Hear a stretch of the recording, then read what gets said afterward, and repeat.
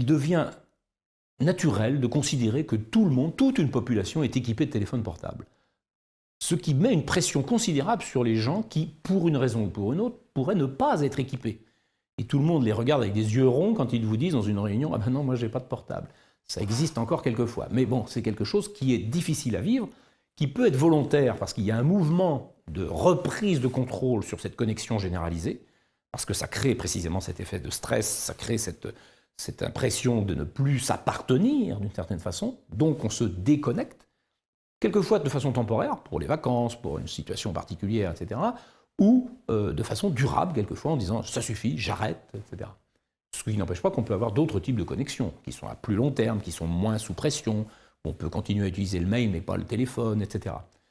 Les difficultés d'équipement en termes économiques ou techniques deviennent, elles, de plus en plus restreintes. Et il y a très peu de populations maintenant qui ne peuvent pas prétendre y accéder, parce qu'y compris les révolutions que nous avons vécues ne sont pas seulement technologiques, mais elles sont des révolutions de marché. C'est-à-dire qu'on a une offre absolument extraordinaire d'illimité pour des publics très variés, avec des tarifs qui leur permettent d'être connectés, non pas toujours pour appeler, mais au moins pour être appelés, ce qui fait qu'on a une extension des usages qui est absolument considérable. Il faut bien voir que cette pression commerciale d'un côté et cette pression du public de l'autre constituent une obligation quasiment d'être connecté pour la population du monde entier. Alors on se dit, bon, il reste encore des personnes dans certaines situations, ou des enfants par exemple, donc on ne va quand même pas équiper. Mais l'âge baisse considérablement petit à petit et on se demande qui pourrait vivre désormais sans être équipé.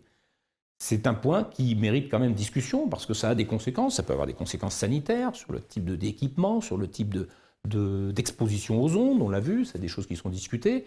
Ça peut avoir des conséquences sur le fait que vos données personnelles sont accessibles à tout le monde et que donc on a de ce point de vue une dissémination de valeurs, de données qui ont une valeur, mais qui sont exploitées par d'autres, et là on ne sait rien, on n'a pas une architecture de contrôle de tout cela, personne ne sait exactement comment ça se passe. Donc les conséquences de passage à l'échelle que nous vivons actuellement peuvent être très importantes, peuvent poser des vrais problèmes de sécurité, des problèmes de relations interpersonnelles qu'on ne mesure pas encore, et il est probable que nous aurons à faire face à des conséquences assez graves dans certains cas. On constate avec l'extension des usages des renversements d'opinion pour une partie de la population. Et ça, on trouve ça à chaque fois pour toutes les technologies. C'est-à-dire qu'au bout d'un moment, la pression est tellement forte que certains souhaitent se libérer de cette pression sociale et dire « je suis quand même celui qui décide et vous n'allez pas m'imposer l'usage du portable ». Donc un certain nombre se libèrent de cela. On peut considérer que c'est un peu une réaction de distinction, comme on dit, mais en même temps, on peut aussi comprendre que la pression psychologique, la pression sociale peut devenir difficilement supportable.